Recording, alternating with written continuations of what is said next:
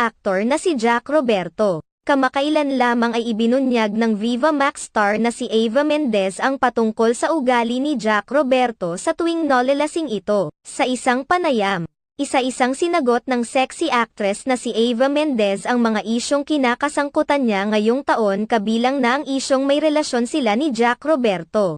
Matatandaan na lumabas ang isyong may lihim na relasyon sina Eva Mendez at Jack Roberto sa likod ng girlfriend nitong si Barbie Forteza nang kumalat sa iba't ibang social media platforms ang mga larawan at video nila na magkasama sa isang party. Nilinaw naman ito ni Eva Mendez sa isang panayam sa kanya.